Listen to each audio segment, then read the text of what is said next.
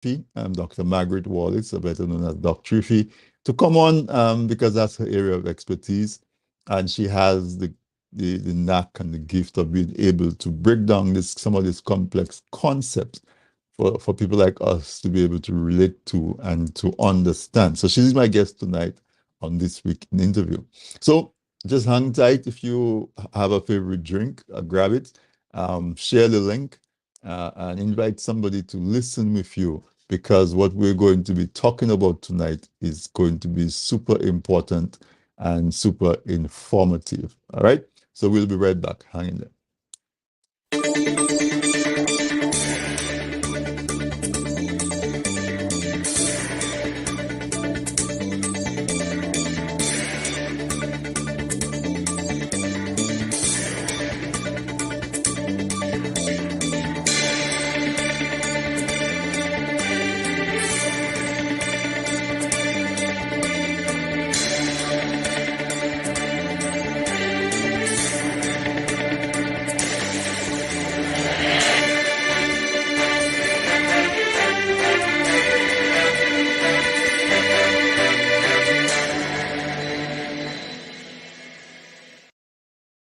All right, welcome back. Welcome back. I hope you had the time to grab your drink. I hope you had the time to share the link, share the live, let people know that this week in interview is on.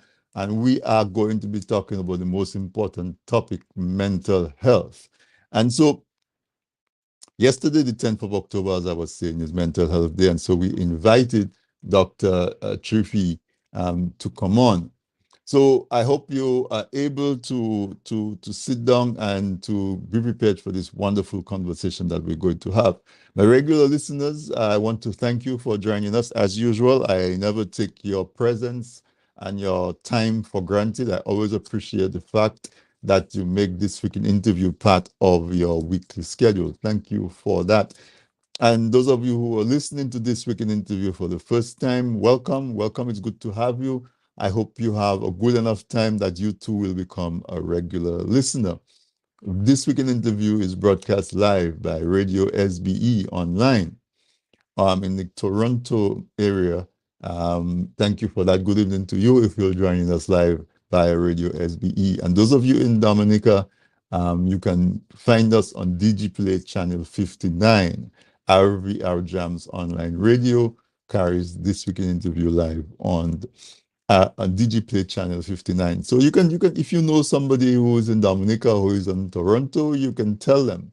You can tell them that this weekend interview live, and they can catch us live as well. If you're listening to us on one of the social media, Facebook, YouTube, Instagram, any one of those, you have the opportunity to like, you have the opportunity to subscribe to our channel, and you have the opportunity to leave us some feedback, make a comment. All of that contributes to growing the numbers, because what I believe that what we do here is so critical and so crucial. The numbers make a difference, because what we want to do is to create a movement. So the more people we have that we educate, the more folks that we can get into the movement and have effective change.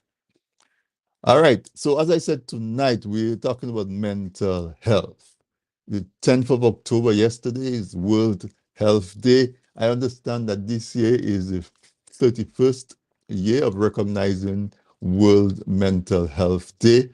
And it's an area that doesn't get a lot of attention, maybe because it's difficult to recognize maybe a gradual deterioration. By the time we realize that there's something going on mentally, it's already far gone. It's also an area that people don't understand. And normally what we don't understand, we either fear or we stigmatize. And so mental health issues have been greatly stigmatized. Nobody thinks there's something bad if you catch a cold, if you get a headache, if you get a fever. They don't say, well, it's your fault or whatever. They help you get better. They sympathize with you, tell you get well soon. When somebody notices someone maybe experiencing mental health issues, sometimes you don't know what to do. And because you don't know what to do, you feel helpless. And so sometimes society either strikes out, we deal with it in the wrong way, and so on.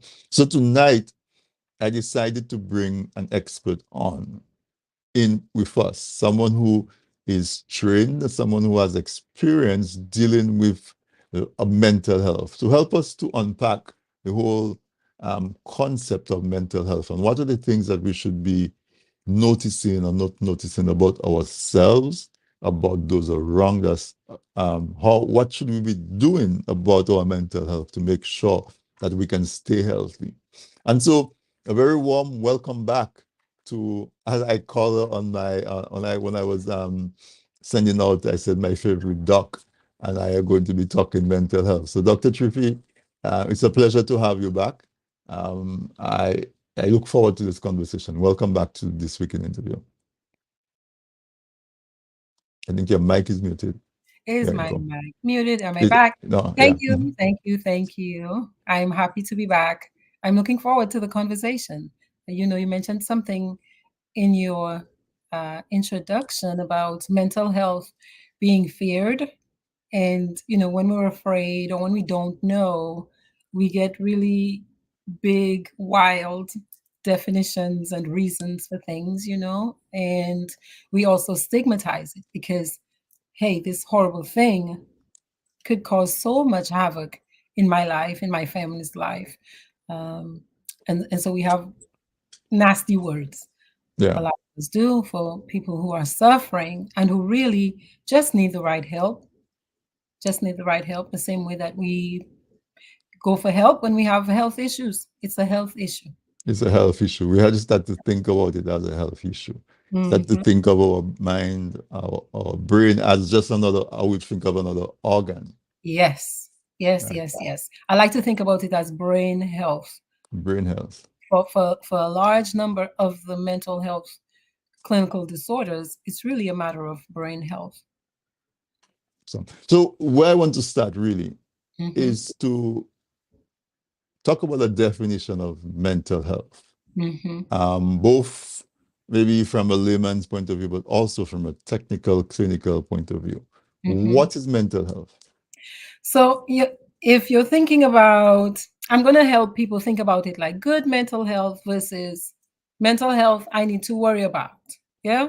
So mental health, where you're looking at it from a problematic point of view, is you're having trouble with your thinking, you're having trouble with your moods, you're having trouble with your emotions, and also with your behaviors.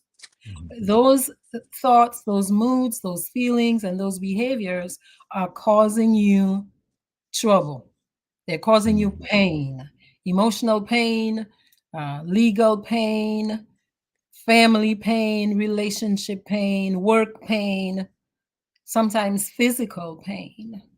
Yeah. So if you think about not having any of that, so the absence of problems with your thought life, your emotional life, your behaviors, means you're doing okay. Yeah, you're doing okay. You're doing okay. Yeah. Mhm. Yeah. So, So so, so, for it so to from a become a low, problem, it's right, got to be interfering with your life on some level. It's got to be causing you pain or causing other people around you pain. that's that's an interesting perspective. That that that gives you a measure of how Hmm. you and the people around you can judge what something is going on. Yes. But there are some people that just sour all the time. Well, some people who are sour all the time, there might be a diagnosis for that. So Yeah, if there might some, be a. yeah, if somebody is just, yeah, always someone that's pouring water on the party, someone who is always aggressive, abrasive, um, at what point do we stop and say, I wonder So if, we stop and say, I wonder if something is going on with that person's mental health when we feel pain living with them, dealing with them. We receive some of the negative impact of their behaviors, of their lack of behaviors. So Mhm. There are some behaviors that you just mentioned that are classic symptoms of perhaps underlying mental health problems. A person who's always pouring water on the party, yeah, a Debbie Downer is a person who is negative in their perspective. So there are people who are high in pessimism. They always look at things on the wrong side or the left side. That person might be struggling with anxiety, or that person might actually be struggling from some sort of depression if you have additional symptoms that meet criteria. So those things are signs, though. You look at people with sleep problems, focus problems, mood problems. They're doing things, they're doing certain behaviors again that are causing them pain. For example, if I'm smoking, if I'm addicted to cigarettes and I'm fine, I have enough money to manage my cigarette habit, nobody in my family has a problem with it. I'm not generating any pain. I'm not getting any negative feedback necessarily. But if I'm smoking cigarettes and my spouse does not like it, and we're in a fight every day about it, and I might lose my relationship because of it, then that nicotine addiction, Mm-hmm. because it will become an addiction, we can start classifying it as an addiction if I'm trying every possible way to stop and I'm not able to stop, although I'm at risk of losing my family. Right. Could have negative, it's a behavior that you persist in that could have negative implications. Yes, cause you a lot of pain, but you proceed in it anyway. Yeah. Right. Yes. And so I started talking about someone who I call it sour or Hmm. belligerent or Hmm. what. But the other side is true, might be true as well, right? Someone who is just always a socialite, always happy no matter what happens. Yes. Um, Someone just really took them something wrong and they just laugh and seem Mm. like they just take it in stride. And so Yes. that could that also be a signal for? That could also be a symptom. So here's another way to look at whether or not you might be dealing with a problem. Think of the words hypo, as in Mhm. low, too low, or hyper, too high. Right, Yeah. So think of my mood. If my mood is too low, I'm going down the hole of depression. If my mood is too high, I could be experiencing mania. mm, Yeah. And if I'm a person who's going both ways, up and down, I could, if I meet other criteria for certain behaviors, I could be diagnosable, yeah, as a person with bipolar disorder. right, Yes. Now thinking. Okay, some people have interesting thoughts. Some people have, they're pretty cool. They're creative in the way they think. But some people, their thoughts are what you and I might consider odd or very far fetched. They might tell you that although you grew up with them, they might tell you today that they're a black belt, in karate. And you're like, no, I didn't see that happen. Hmm? Or that they work for the CIA, or that they can read your thoughts, or somebody's talking to them from the TV, and those are thoughts. And you might say, well, that person's having interesting thoughts, but really those are very bizarre, out of the ordinary thoughts. And so right, that's a signal that that person is experiencing, very likely, some mental health challenges. right. Yeah. Yes. So a change in mood, a change in behavior, a change in communication. A change in thinking is very often a signal that you need to get your mental health evaluated. Right. Yes. So at what point does somebody say, all right, Anthony is different.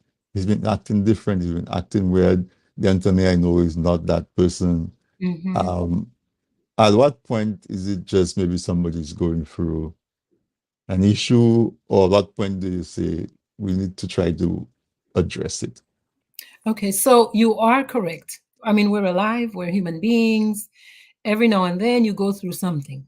Yeah, you break up a relationship, you lose a job, your finances took a hit, and so you might lose your house, somebody dies and you're grieving. Those things are transient, transitional periods in life. They Mm-hmm. don't last. Yeah, they don't Mm-hmm. last. So I like to use 2 weeks as a bit of a gauge. If somebody was typical, their usual self, without any of these hyper or hypo symptoms, I might say, okay, we might need to go get some help. Yeah, we might need to go get some help. I know that it's hard in families if you're not sure what you're looking for. Right. But some common things to look for are the person's sleep. Are they hyper in their sleep or hypo? Did they suddenly start sleeping less or sleeping more? Did they suddenly start eating more or eating less? Are they concentrating, better? Are they okay with their concentration? Does it seem like they've lost their ability to focus? Their thinking. Are their thoughts clear? Is their speech clear? Are the words they're using clear? There are some people who within Dominica, the word is gibberish, they might speak, they might mamote, speak. Namote. Mm-hmm. Yeah, Mm-hmm. you know, but it's unusual. It's unusual behavior in mood, in emotions, in thinking, and in actions. Yes, you have a child that's been a easygoing child, and this child suddenly starts mouthing off, throwing tantrums, not sleeping well, waking up in the morning telling you they had nightmares over and over and over again. Yeah, everybody has a nightmare once in a while, but your child starts complaining of nightmares on a consistent basis. You might need to look into it. Right. So look for changes. Look for changes that seem abnormal. Too Yes, much or too little. Too much too much eating, or too too little. little eating. Too much sleep, too little sleep, Yes. and so on.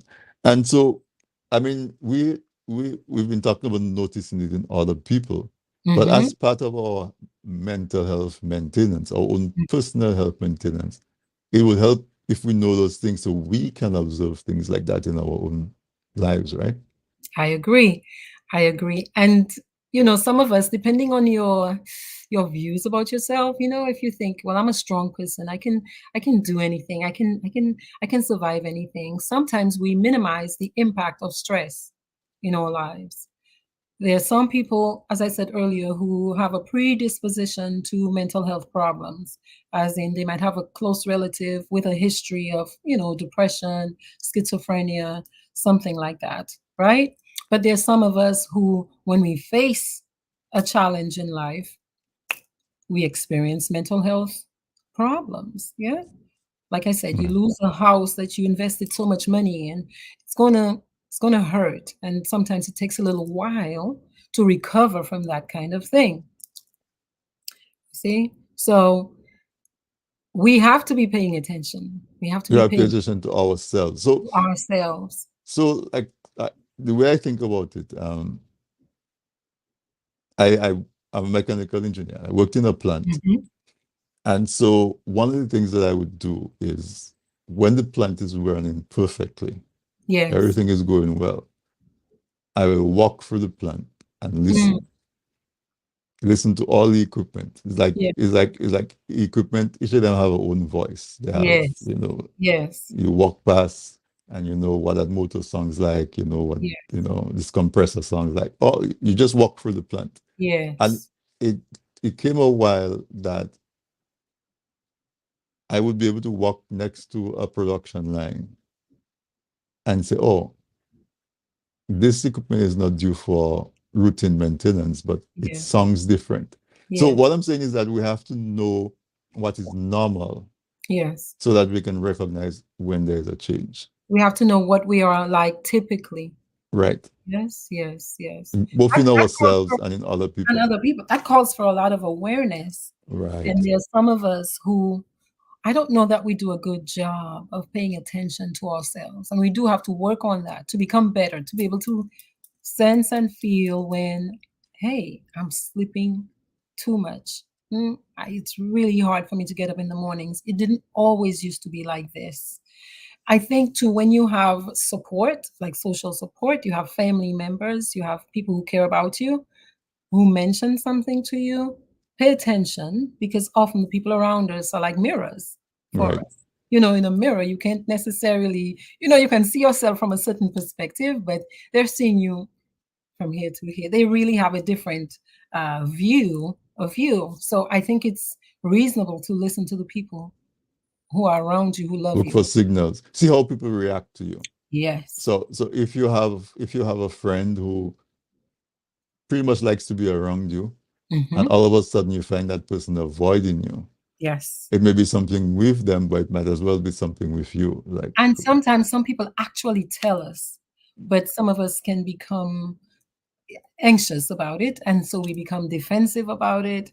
And so instead of maybe necessarily absorbing it, looking at it, paying attention, raising our awareness of it, like studying the machines, yeah, mhm, we might put it off. We might resist.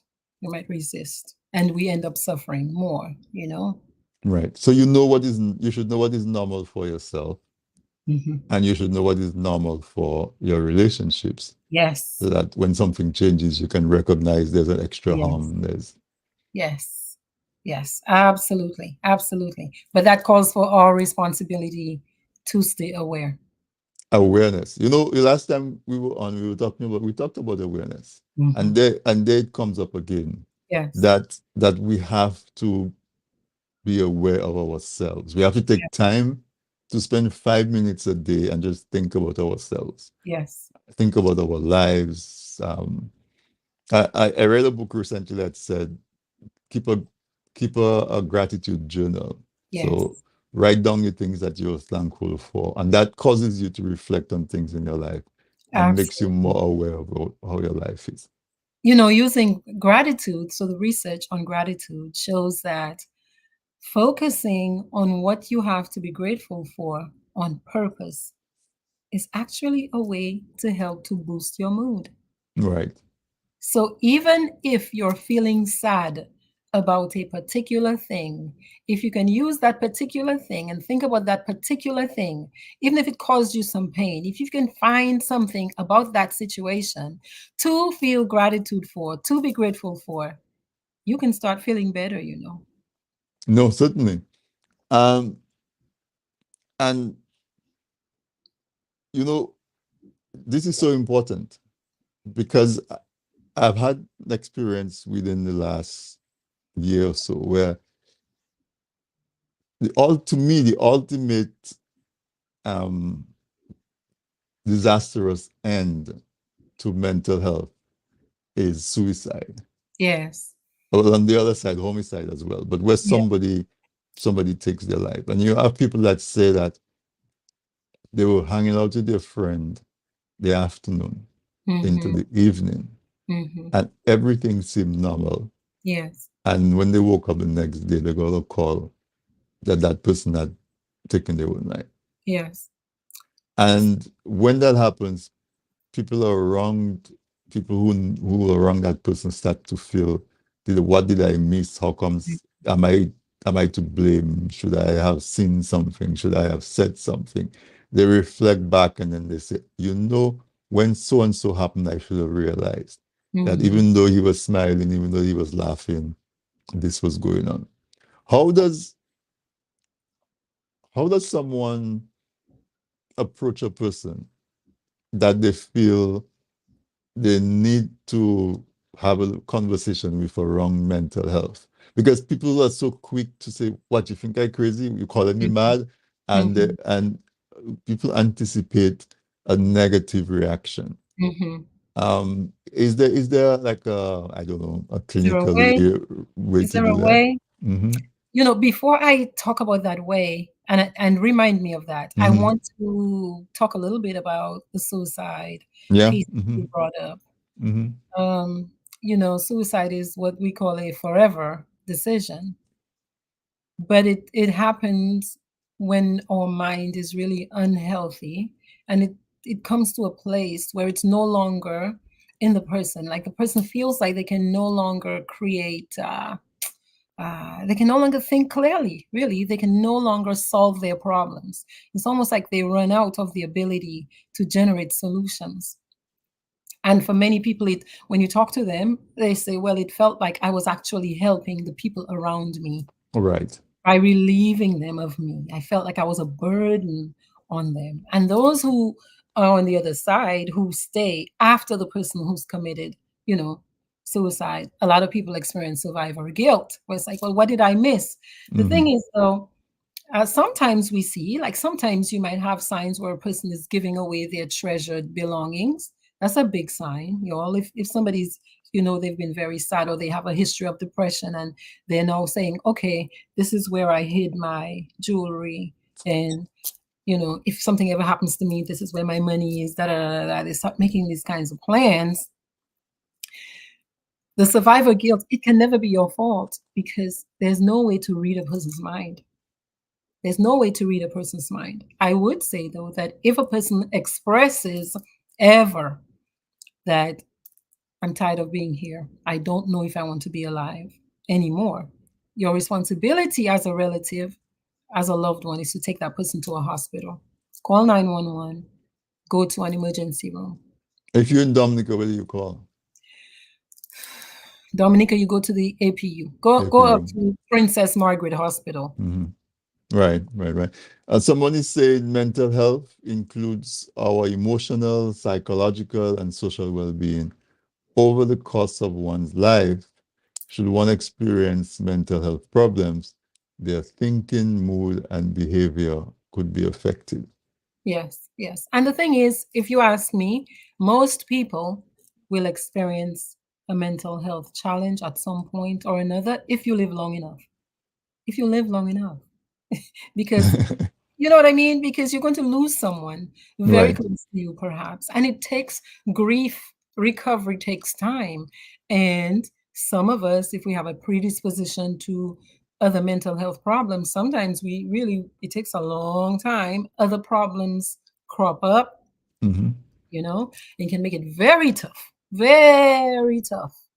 And you might need extra support. You might need extra support. Yeah, a lot of people, I think, stay and they suffer alone for longer than I think they need to, because of what you talked about in the beginning: stigmatization, worry, and fear that people around them will say they're crazy. You're not crazy, you're a human being Right. experiencing pain as a result of loss, as a result of disappointment, dissatisfaction, all of that, you know? And sometimes if you haven't had the skills, or I mean, how many of us or parents sat and said, oh, if you're feeling sad, do this? I don't remember that. you know? Or Yeah, even in school, they don't, yeah, they don't deal with yeah. that. So, Let me take this one topic, this one comment. It's yes, relevant. It says she's saying that it's an awesome topic that people tend to keep hidden. There yes. is such a stigma that most people who display these related symptoms are afraid to discuss, simply because there is insufficient discussion. So it's like what you were talking about, that people feel that they fear that they're going to be stigmatized. I think for us in the Caribbean as a whole, I don't know any Caribbean island where people are quick to go get mental health support, because it was not a thing, it was not available. I don't think it's because we didn't have mental health problems. I used to think that when I was younger. That's a hubris and pride. I know. But that is so not true, That's because not we have true. brains. If you have a brain, the same way you have kidneys and lungs, your brain might be functioning in a particular way, that you're producing more or less of particular hormones and neurotransmitters. Okay? It's just a biological thing. And, and once you understand that, then the idea of somebody being crazy, that in my mind, if you're a wise thinking person, that ought to go away. Right. Because how different is it that I'm suffering from schizophrenia because my neurotransmitters are firing off in a certain way versus you and you have diabetes. How different is that? Right. It's a physical, it's mental, it's a physical, it's a health issue. It's a health issue. And what I need for that is not the, what you call it, the goddess affair. What I need for that is some medication. Medication. And I'll be okay. And attention. And attention and support. I might need a support team. I might need a therapist or somebody that I check in with, once a week, every other week, once I'm stabilized. But I can go back to work. I can return to work. I can return to my family, to the things I enjoy without my life completely falling apart. So what used to happen for us is people's lives would completely fall apart because there was not proper medication available to stabilize someone. And so, of course, the person would stay in a state of psychosis if that's what was going on. But we don't have to do that anymore. That is not necessary anymore. So if one of the reasons we become mentally ill is because, again, biology, we have our genetic makeup, we have family members in our past whom, even if we didn't know that's what it was, they were suffering from mental health problems. Okay. Yeah. And if that's in your history, you want to pay attention to your stress levels, to to how much trauma you expose yourself or a child to, because that can think of it as activating the genetic programming, so to speak, right? Right. So you have the disposition, but something can trigger it. Something can trigger it, yeah, right. Or it can show up faster, earlier, depending on your biology or depending on what circumstances you hit in life. So what you're saying is that part of being aware of yourself is also being aware of your risk. And if you have family members who have suffered mental health, then there's that possibility. So therefore you should, you should take precaution not to expose yourself to triggers. That's the same way, like now, we're aware that our grandmother had diabetes. So now we might go vegan early in life. Yeah, right. We might really cut back on the sugar early in life. It's the same thing because it's a health issue. It's a health issue. It's a health issue. Right. We have a question of someone talking about food, but I suspect that's a question that might take a little while, and we're pushing hard at the bottom of the hour. So we're going to take a quick break. When we come back, we'll talk about the food that affects mood and mental health, but I also want you to not forget to talk about how do you approach someone who you think might need your assistance in dealing with a mental health issue. Yes. All right. So let's take a quick break, folks. My guest tonight on This Week in Interview is Dr. Margaret Trifie Wallace, and she is an expert in the area of clinical psychology. She's a clinical therapist.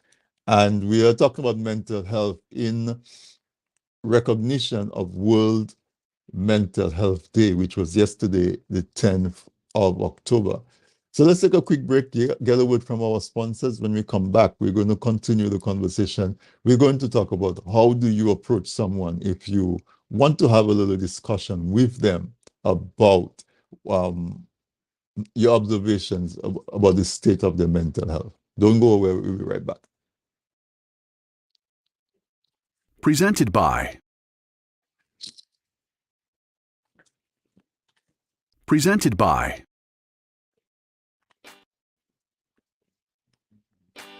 People say I've got a great smile. Well, I have to say, this is all thanks to the professional team at Beacon Dental Group right here in Dorchester, Massachusetts. I've got world-class dental care. Beacon Dental Group has expert and caring staff dedicated to providing the most advanced and satisfactory treatment in all aspects of oral health. Their services are designed to meet your needs and give you a perfect smile, too. General checkups, cosmetic surgery, Gemini laser service, and advanced procedures, all in a state-of-the-art facility. Call or visit Beacon Dental Group today, 1026 Blue Hill Avenue, Dorchester, Massachusetts, or call 617-282-2146 for a smile that lights the world.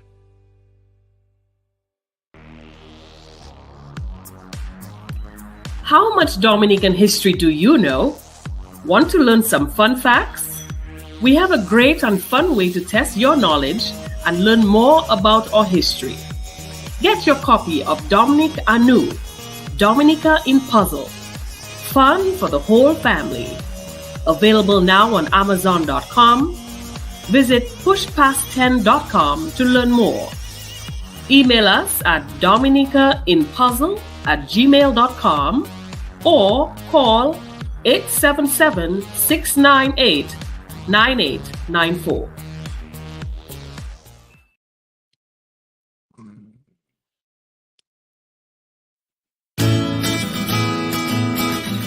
If you live in Canada, the US, and the UK and are looking for Dominica products including cocoa sticks, bay rum, coffee, soaps, crafts, and other popular Dominica items, then look no further. You can now shop on BuyDominicaOnline.com, a secure, easy-to-navigate website selling a wide variety of Dominica-made and Dominica-inspired products. When you shop on BuyDominicaOnline.com, you are helping to grow Dominica's economy. Go to BuyDominicaOnline.com and enjoy home away from home.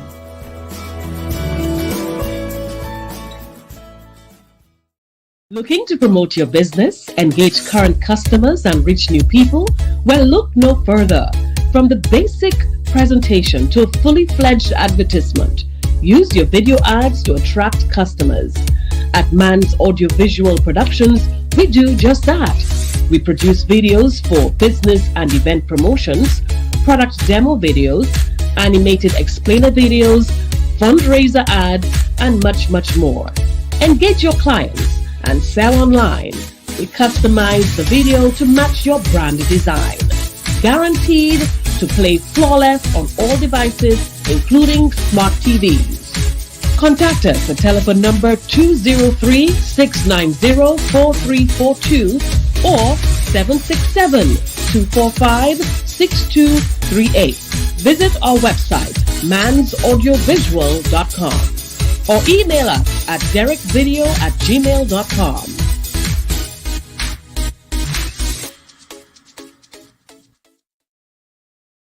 All right, folks, welcome back. I hope you had a chance to take a quick break, refresh your drink, a bathroom break, whatever it was, because I know this conversation is fascinating. I am fascinated by that conversation with Dr. Margaret Triphy-Wallace, my guest tonight on This Week in Interview, as we recognize the World Health Day, World Mental Health Day, which was yesterday, the 10th of October.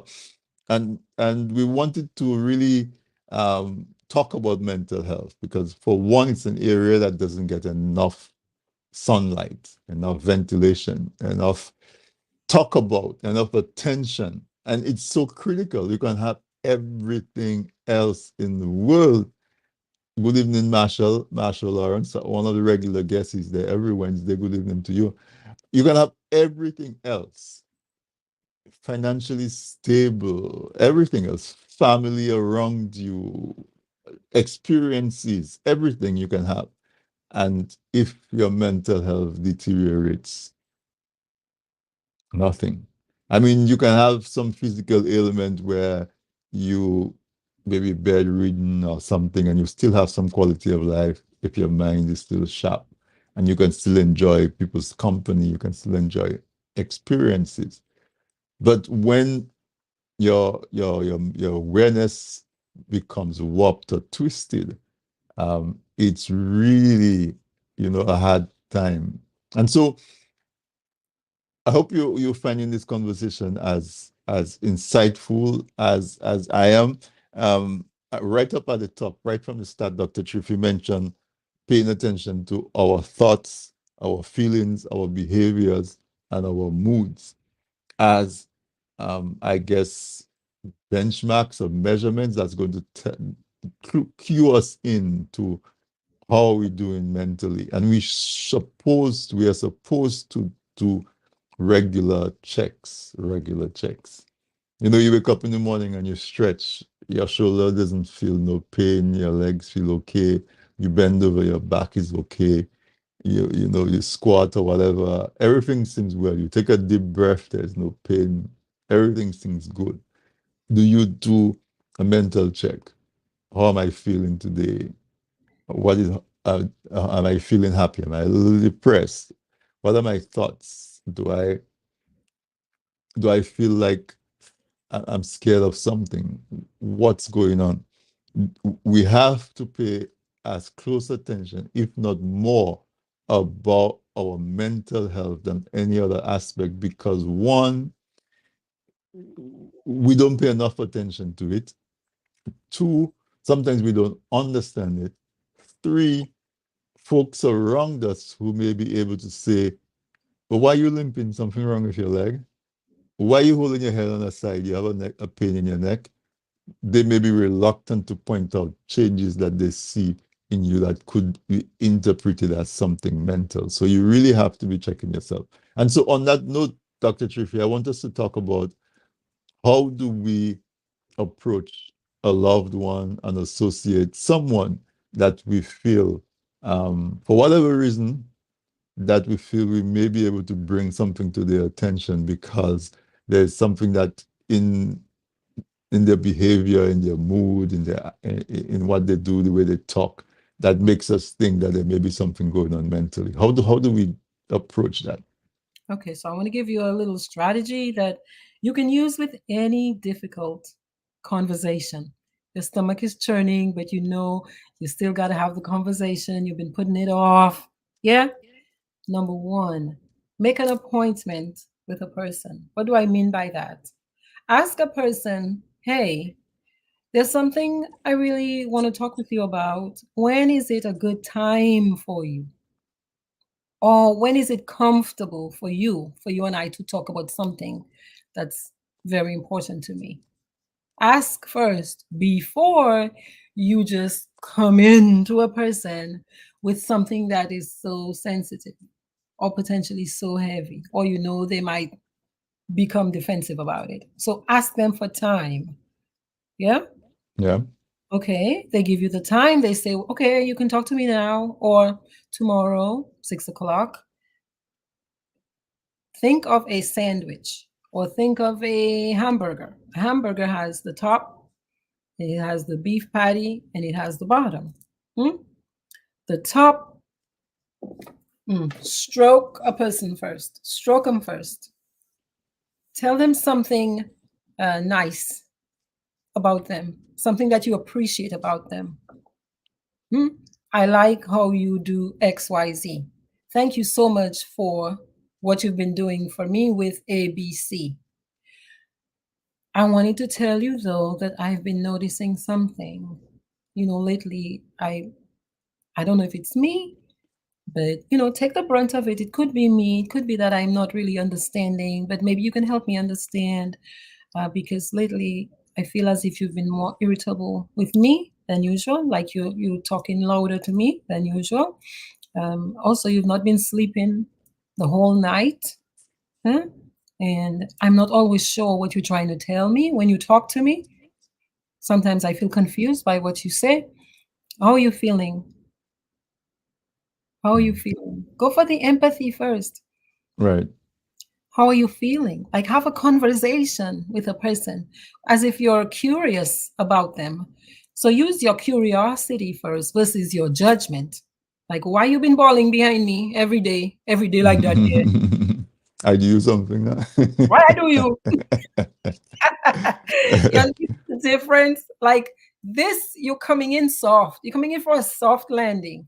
You already asked the person for permission for you to even use their time. If the person is, most of us, when we're not feeling good mentally, we're irritable, in mood.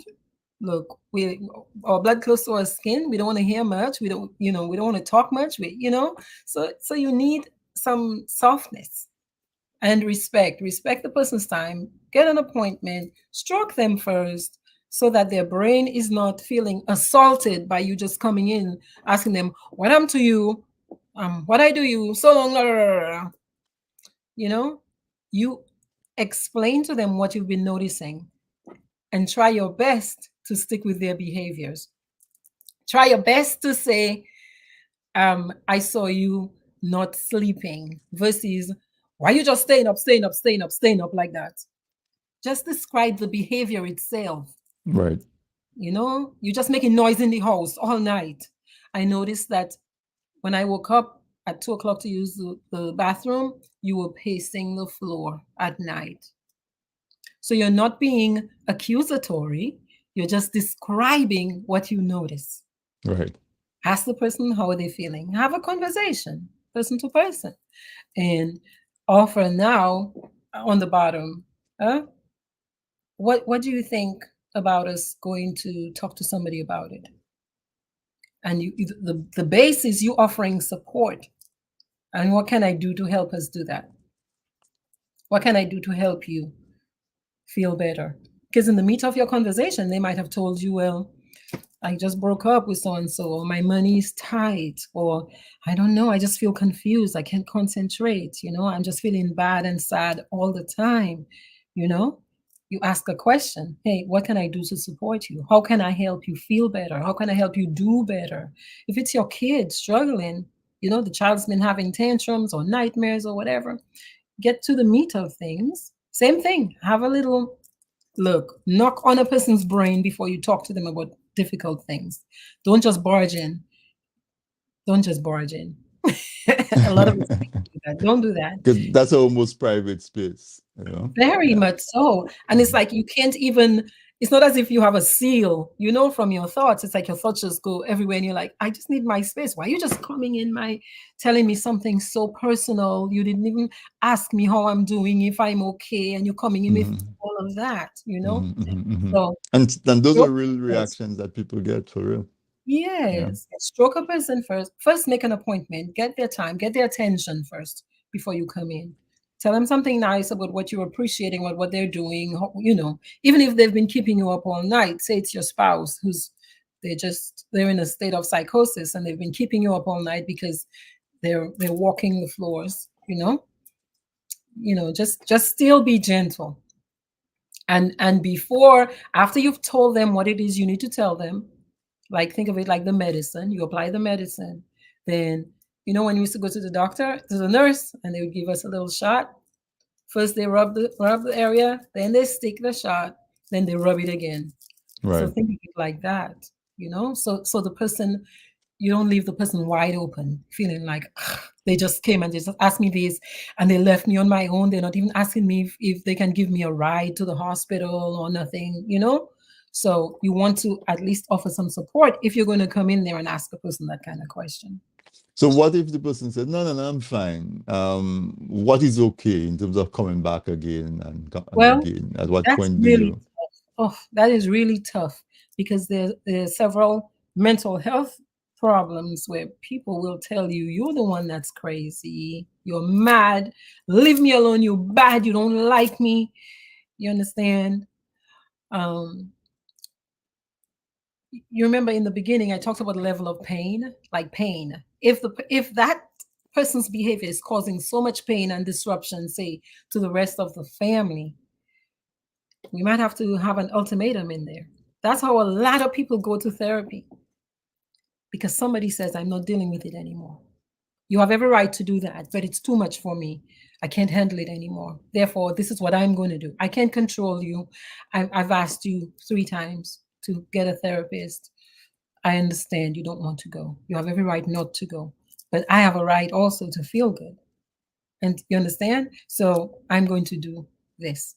And if you don't want me to do this, that's okay, but let's do that. Let's go to a therapist. Sometimes you have to physically take your person to the hospital. If the person is threatening to hurt themselves or hurt somebody else, or if they're in a state of psychosis, where they're paranoid, they're telling you people are out to get them, they're telling you they don't trust you, when you know normally you're their closest person. You know this is off. It's time to get to the hospital. You might, if you're over here, you call 911. In Georgia, there's a mobile crisis, a mental health crisis line you can call, and they come to your house and do an evaluation in the house, and they help you decide, does the person come with them, or is it okay for them to still stay home? Right. Right. Okay, yeah, those are valuable practical tips. And I hear you say be empathetic but be firm. Yes. Yeah. Okay. Yes. Be empathetic. Of course, ask a person how they're doing as opposed to telling them something. You just told them, I noticed this. How are you doing? And Okay. it'll open up. At least you increase the likelihood of opening up a conversation where you can support the person better. So the Havis is saying the stigma of mental health is incumbent on all of us to be vigilant. The 3 H's, hugs, hush, and healing, is paramount as well. Are you familiar with those 3 H? I'm not familiar with those 3 H's. What I'm getting from that is hugs, the empathy, provide support, hush, listen more. Listen more to what the person is trying to explain about how it is they're feeling on the inside, and be there to support the person. For their healing. Now, before the break, also somebody asked about if there are particular foods that you can eat that will support or contribute to your mood and your mental health. I'm going to expand it a little bit more and say, in addition to food, are there habits and behaviors that contribute towards making us stable mentally? Okay, so there is actually something called nutritional psychiatry, and there's there's a growing list of providers who are paying attention to food and mental health. So there are certain neurotransmitters, say like serotonin is one. Serotonin is here to help us sleep, feel good, and it's a chemical, isn't it? It's a neurotransmitter. So food is definitely going to impact your level of serotonin. No, that's not my area of specialty, but it is important, and food does play a part in mental health, in some mental health problems. I was reading recently that for people who suffer from bipolar disorder, some people are finding that a ketogenic diet is helping them. For kids with ADHD, there are some parents who swear that if they limit the amount of sugar that their kids take in, that they're more stable. So there is food, of course, is like the fuel for the body. It's from food that we get proteins and all of that and all of our nutrients. So of course, I think food has an impact on our mental health. There's just growing research in that area. So and so and our food helps us to feel good if we eat the proper food. And you mentioned mood and feelings, and so it's difficult to be in a good mood if you eat food and you're bloated or you have heartburn or all of those kind of issues. So just from that basic point of view. Or if you're starving, if you're starving, right? If it's hard for you to have food or good quality food, that adds to your stress. So some people might go on a drastic diet because they want to lose weight. That has several mood implications, as evidenced by the high irritability in hungry people. They want to bite you, right? So food does have an impact on our mental health. And so other type of behaviors like sleep, I guess. Okay, yes. So you were asking also, what else can you do in a practical sense to stabilize your mental health, to keep yourself copacetic? Sleep is a big thing. Try to get good sleep, right? Good sleep.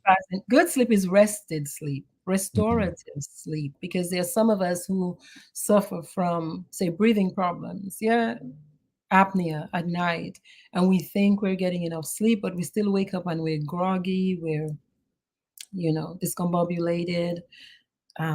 Lack of sleep is connected to most mental health disorders or disrupted sleep. Disrupted sleep. In depression, you can you sleep too much or you don't sleep enough. If you're suffering from bipolar disorder, you might not feel like sleeping for several days. There's some people who cannot sleep for days, and then they'll just have a crash. Diet is also important, as we just said. Exercise, moving your body, just normal healthy things we do for physical health.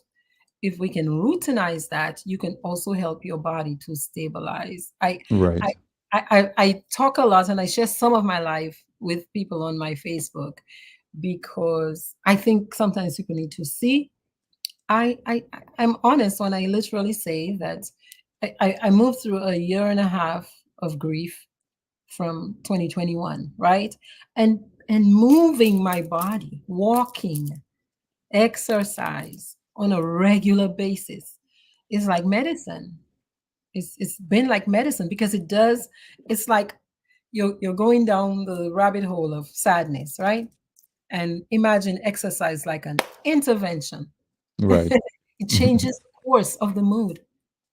So instead of the mood plummeting down, imagine it going down into the abyss. It like, at least it stabilizes, it goes laterally, and sometimes it goes up. It goes back up, right? Yeah. So we have to, on purpose, apply these interventions. On purpose, eat well. On purpose, sleep well. Get enough sleep. Get good quality sleep. For many of the mental health disorders, people have to be prescribed strong sleep aids, or else. I have a personal experience with that. I had a loved one who went through a period of mental issues. Yes. And he could not sleep. Yes. And it went on for maybe 2 or 3 weeks. Yes. Until we brought him to a new doctor. That was in Dominica too.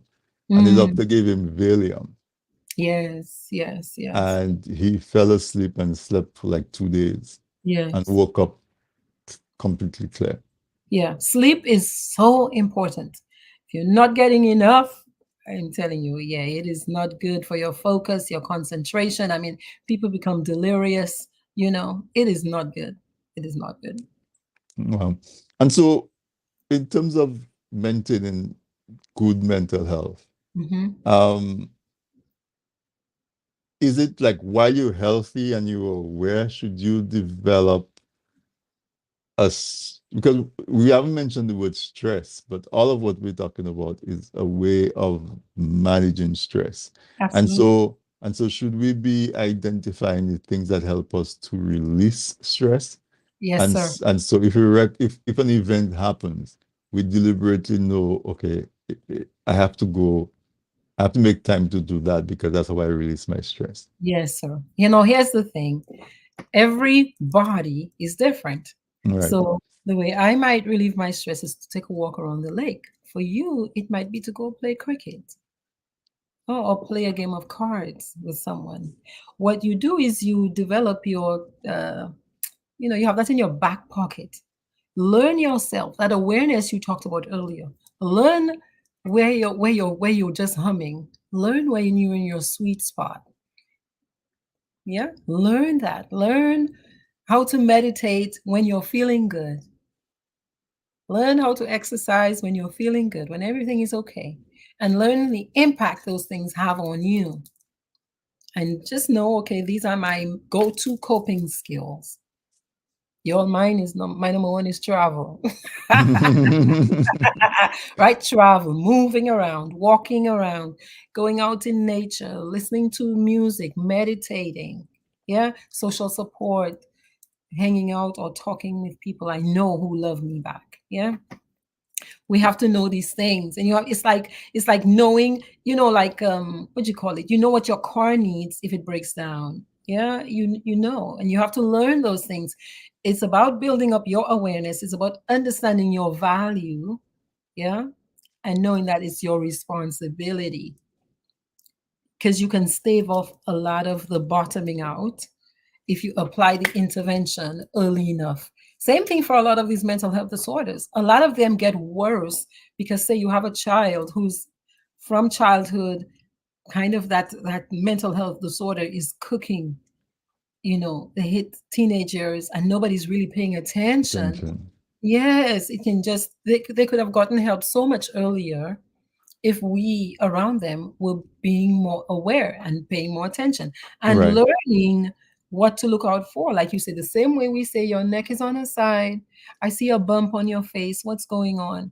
Noticing changes in our people's thoughts, the way they're expressing themselves, their moods, their behaviors. Yeah, how much sleep they're having. Do they look like they're focusing? Are they more irritable? That's how it shows up in real life. Right. Havis is saying, like I always say, health is wealth. So I walk and he walks, and I diet, and my diet is plant-based as a vegan. But this is what I like about what he's saying. He's identifying what he can do better. Yes. I just need to learn to drink more water, and Mind his business. and my and mind his business. I like that. Oh, He yes. say he walk daily for 30 minutes, and I do Facebook Live to mind other people. No, I do Facebook Live to encourage others to do the same, especially as a licensed insurance professional. Hey, Havis, shout out to Havis. I see him all the time on Facebook, and having life insurance can be one of the stress relievers because That's you right. have that in place, That's and right. it's one more thing taken care of. Yes. Yeah. So just to conclude, that thought that we had around setting yourself up to preserve your mental health, I guess, is to be able to identify when events happen in your life that may trigger you. Yes. So if you lose a loved one, if you lose a relationship, if your finances change, if your job, anything that's important to you goes through a drastic change, you can recognize that as a potential threat. Absolutely. And take in front and deal with it. So maybe it will still impact you, it will impact you less, and probably have not long-lasting effects, I guess. Absolutely. It's really about paying attention. Something you mentioned earlier, the technique is called doing a body scan. So you wake up in the morning and you just get a sense of how am I feeling? Do I have physical pain? That's one thing, but do I have any emotional pain in my body? So you might wake up and, like you say, somehow today you're feeling afraid, but you're like, but what do I have to be afraid of? Investigate it. Like, raise your awareness about it. What might I be feeling afraid of? Oh, I forgot. The school called about my child last week. I have to go this coming week. Whatever it is, pay attention. Pay attention. My chest is feeling tight. My throat. Why do I feel like crying? But sit with yourself. Meditation is such a powerful strategy on so many levels, body, mind, spirit levels. Yeah. I don't care how you do it, but set some time aside to learn how to use it, and to learn how to apply that strategy to your life. Yeah. You have prayer. A lot of us depend on prayer. That's powerful. Some people say, well, prayer is like you're talking more, and meditation is you're listening more. Get quiet. Right. Yeah. Didi is saying, take a break from news and social media if it causes you stress. Absolutely. It's your job. So here's the important part. If it causes you stress, you must learn what causes you stress. And you must know it in your body. Who causes you stress. Who and what. Who and what. And you have a responsibility as a wise adult to eliminate your sources of stress. Now, in our families, that's hard to do because we can't just cast our family members aside. No, but yes, you can. But after attempts at fixing it, right? Yes, to interventions. Yes. Yes, you can. You know, some of us think, well, because it's my mom. I mean, some people have the most horrible parents, you know, the most horrible siblings, most horrible relatives. Leave them over there, love them from afar. You've got to learn how to do that. You know, you'll see them at the wedding and at the christening. Yeah, what I say is that I didn't have a choice in choosing you, so I don't have to take responsibility too. No, no, you Yeah. don't. No, you don't. Yeah. No, you don't. So what Didi said, I'll give you an example. I used to listen to a lot of, just progressive radio. Mhm. And when you listen to progressive radio, they're on the next issue, Yeah. and it's good information, it's good to Mhm. have. And about maybe 6 months ago, Yes. I put my radio on a jazz station. And so the only thing I listen, almost the only thing I listen to in the car right now is jazz. And you're not aware that all of that consumption of Mhm. maybe not negative information, but stressful information is having an Yes. impact on you. It is And stressful information because think about it. Sometimes it's the words that you're hearing. So you're hearing words about difficult times. Your brain is creating pictures of these words. Yeah, it's almost like the word hits you, your brain creates images in your mind. Anything I see, I'm going to have a response to it. So if in my brain I imagine the thing they're talking about, right? If somebody was measuring your blood pressure, there'd be changes. right. There'd be changes. So it is important what we listen to. Mm. I tell people, guard all your portals, your nose, your eyes, your ears. Right, right. And it creates that internal thing that results. And you said it's all about chemicals. It So is. different input triggers the release of different That's it. chemicals. That's Yeah. it. Different words. I mean, words have so much power on the brain. If I see the word joy right now, my body's going to do something different than if I see water Right. or Or if I war. see rage Yeah. or war or peace, you know? Yeah. There have been studies of sound on water, and the water creates different structures. Wow. Yeah, Okay. based on the words. Yeah, that the researcher uses on the word, on the All water. right. So we've exhausted our hour. Went by quick. It But did. but I think we got a really nice and deep you know treatment of mental health. Mhm. On a level at which we can actually apply. So what's your thoughts, what's your feelings, what's your moods, what's your behaviors, and those around you. But I really want to stress yourself, because we talk about being aware of what causes you stress, being aware of your reaction, be aware of incidents and events that can most likely trigger a stressful situation. And so I'm not sure if there are other areas that about mental health that we haven't spoken about that you think we may mention. If not, I'll just give you the opportunity to make some closing remarks. Okay. Oh, there's a question before you. There's That a let me see question if I from get this Marshall. question. Why do some persons seemingly live normal until that aspect of mental disorder suddenly pops up? So we might think that it's sudden, but sometimes it's cooking. Think of it as cooking. Yeah. If a person has a biological genetic predisposition, and how you know that is if you have a very close relative who has a history of even something similar. It doesn't Right. have to be the exact thing, then your risk is higher. If you're living a very stressful life, your risk is higher. Some people might have that genetic predisposition, but if they didn't face any traumatic events or big stress that could probably trigger it, they kind of maintain, for the rest of their life. But there's no one particular answer to that. Right. As to why. So yeah, it might be an event that triggered it, or it might be a build-up, as you said. Right. The idea though is to be observant, and if you see something, is to be observant and to know that there are certain things where it's way past time to go to a hospital. if there's suicide, if a person is saying, I'm tired of life on any level, it's time to go to a hospital.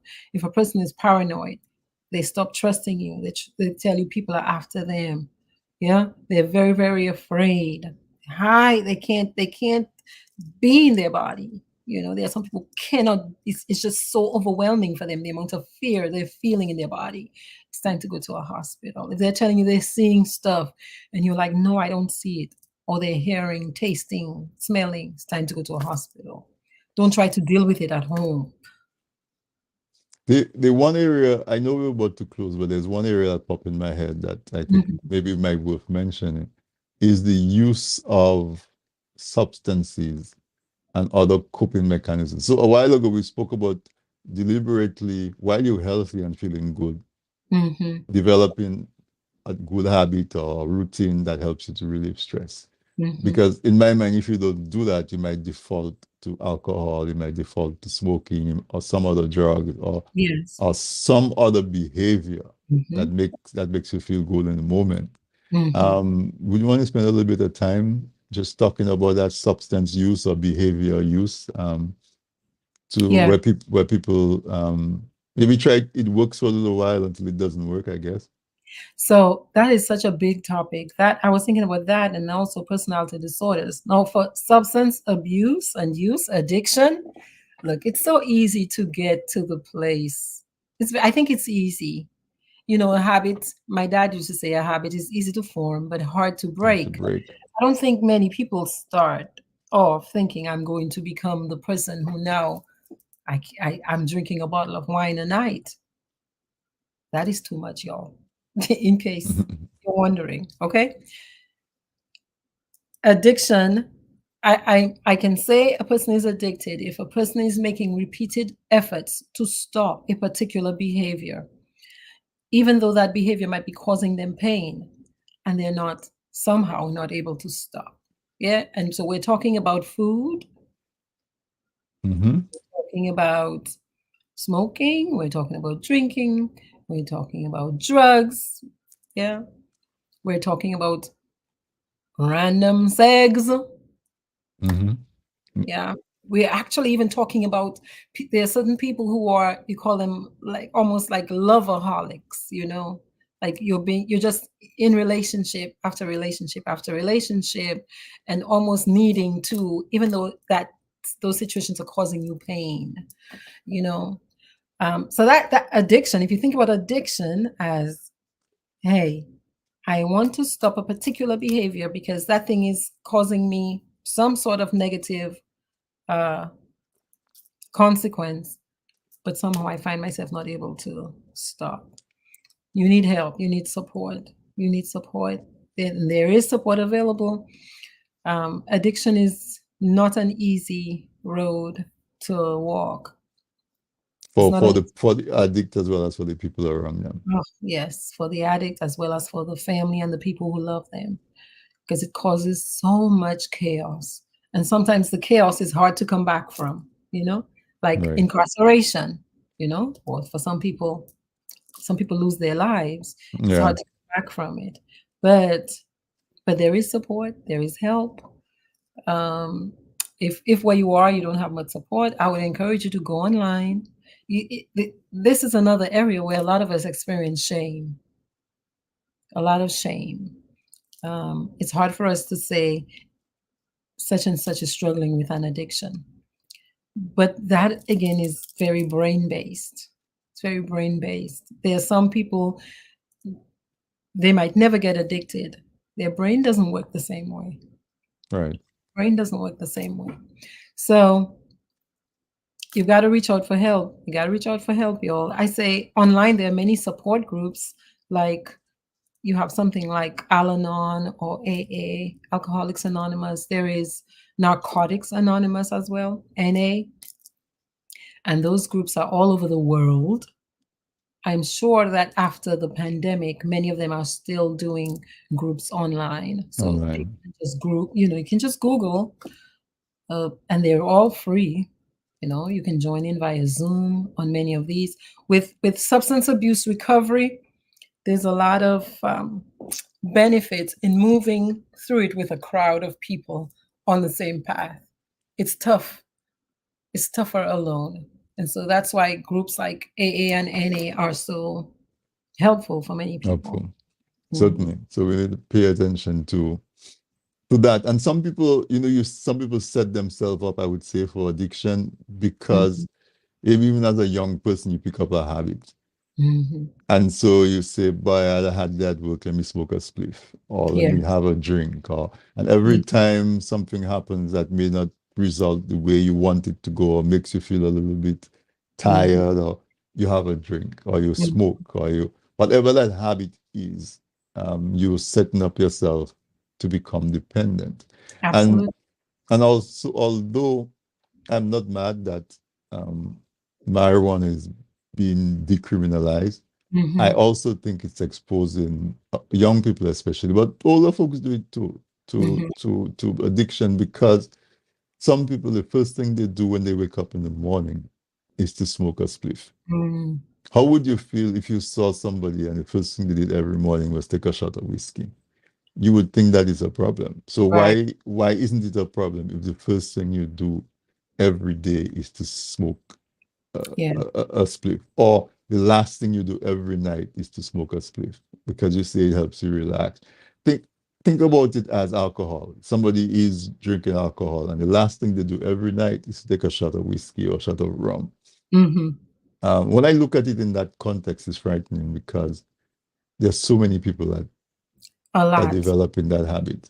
A lot. And for me, I worry too about psychosis. I'm sorry to say that there's a percentage of people who will develop psychosis when they use cannabis. Yeah.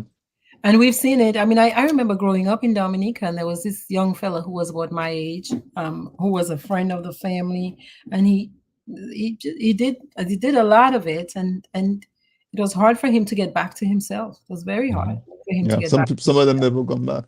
Never come back. Yeah. There are examples of guys that they were quite on the normal path, and and intelligent fellas and fell off the wagon. It's tough. It's tough. It's easier to leave it alone. Before starting, just don't start. Exactly right. Yeah. Sorry. Yeah. Because you don't know how you go. Especially if it's a novel drug, you don't know how your body, your brain is going to react. And it's a brain response. It's a brain response. It's not about your willpower.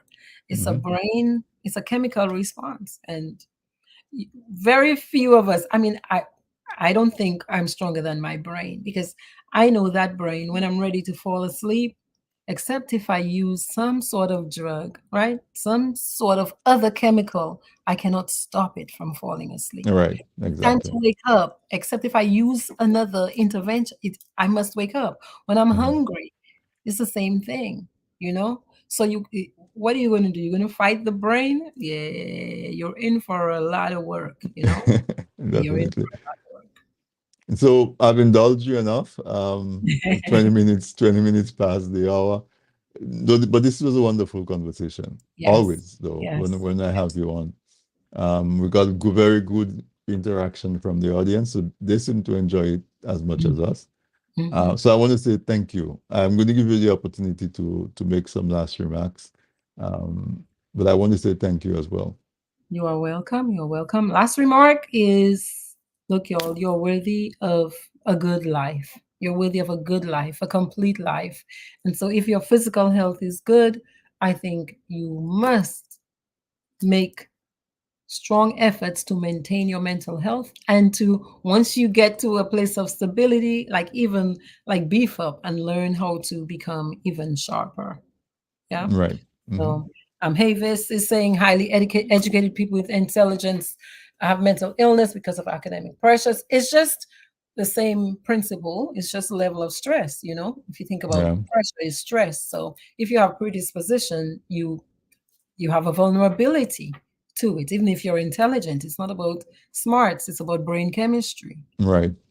So brain chemistry plus high stress, and probably if they're that high achieving, they probably sleep less. And There's a use lot of caffeine or other things to stay up. And yeah. yes. So you could be low IQ, high IQ, Right. rich, poor, white, black, whatever. You have vulnerability based on your biology. You have vulnerability based on your stress levels, what you're eating, what you're not eating. Right. Mhm. And as you said, recognize what stresses you. And so Mhm. if your stress is that you were trying to make straight A's every time, no matter what, that's the stressor. That's it. Recognize it and how you deal with it. So yeah, That's folks who go off, so to speak, Mhm. because as they put a lot of emphasis on results that may not, Yes. and So that's their what coping happened. skills, their coping skills were not strong enough to withstand. So we talk about learning what your weaknesses are, your challenges, your stressors, and developing coping skills, learning what to apply when you're feeling overwhelmed. Overwhelmed. All right. So one last thing before we go. I know you have a book coming out. Oh, Very soon you have a book coming out. yes. And although we'll have you back when it does come out, do you want to give us a sneak peek, trailer? So, y'all, I'm writing a book about Powerball. Now, what are the Powerball? The Powerball in Dominica are proverbs and parables that Mhm. our ancestors left us. So, African people around the world, they use stories to transfer wisdom. And our ancestors used our Powerball to transfer our wisdom. Now, I say that so many people know this about Dominica that we've established a culture of longevity. So, right, I want to say about 2004, Ross University did a study on why we were producing so many centenarians. And they said, oh, the results were like the food, organic, clean water, nice clean air. All of us who grew up in Dominica also know that it was about the way our people thought. It's the way they were thinking. I call it a Creole mindset. And right in there, in that Creole mindset, these people use these Powerball as their psychological medicine. So I'm going to give you all one.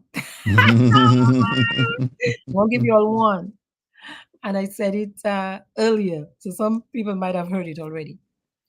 Si zandolite bonvian,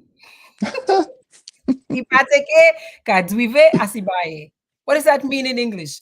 If the lizard, and we're talking about the tree lizard now, the brown one, if the tree lizard was good meat, it wouldn't be strolling around on fences. When I listen to that, what I see and I hear is Robert Greene's Law 16 on the 48 Laws of Power that says, yo, if you want to increase your influence, you can't be so available. Available. You can't be so available. So it's about learning how to prize yourself and deciding and being very selective with who you expose yourself to. Because the other thing is, if you're just so vulnerable and Available. exposed and Mhm. available, you're likely to experience a lot of stress. Because what do little kids do with these little brown lizards? They go fishing them. Well, back in the day, Guilty of that. right? Guilty of Would that. you ever do that to a chicken or to a cow? No, because the meat was more prized. So if you just Valuable. leave Mhm. yourself so wide open, you're likely to be taken advantage of and experience a lot of stress, unnecessarily so. So practice guarding yourself and making wise choices about who you expose yourself to. I'm familiar with that one. I'll give you one. Yes, sir. Tiwe boyo mete pai. Ah, Pati we We boy mete pai. do not boyo is bowels, pie is Yes, straw. yes, Do not remove your bowels and replace it with straw. Do yes. not sacrifice something of substance to replace it with just something of no value, straw, basically. And this is how the people lived. This is how they Yes. lived. And they didn't have psychologists, but that's how they helped each other along because they said it so often to each other. It was just Mhm. like Mhm. it's like the sky is blue, you know. Right. It was just like, this is what it is. Okay, All y'all. right. We would have made pie. Boyo, Okay. mete pie. But tonight all we did was boyo. There was no straw in what we spoke about tonight. We had a really jam-packed conversation, hour and a half now, of just substance and fortitude and nuggets of knowledge. And so I appreciate you very much. I'm really looking forward to the book. Yes, sir. And we'll have fun. Maybe we Yes. can even do a little trivia every week, have somebody, what is the parable of the week, Dominican parable of the week, and see how many people know what it is. Yes.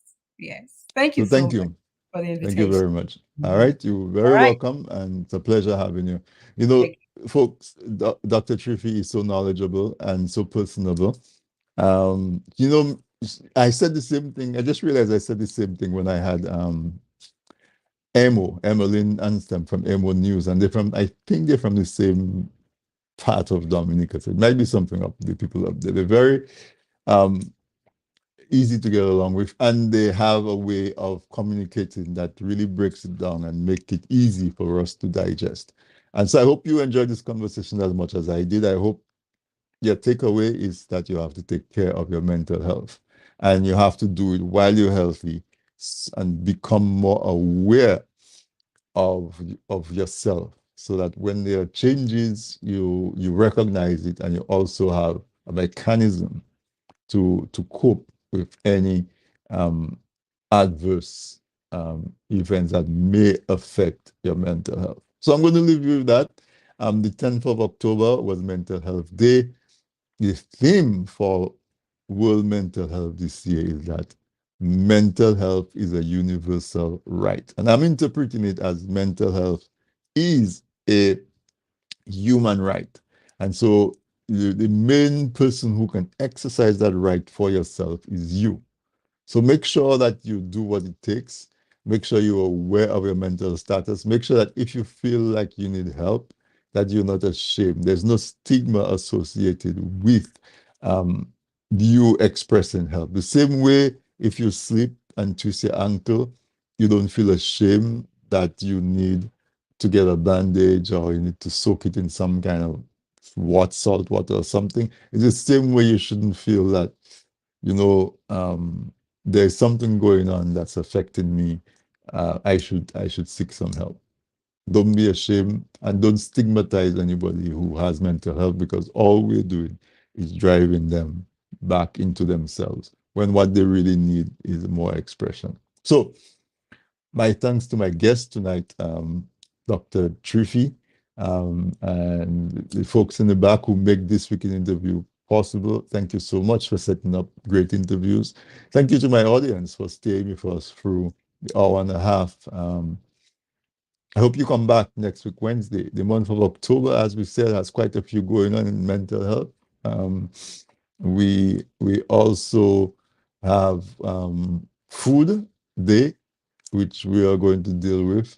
Next time we have Breast Cancer Month, I think. Yeah, also in October. So we have quite a few more in store for you. So folks, have a good night.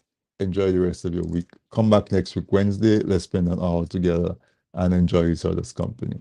Good night, everyone.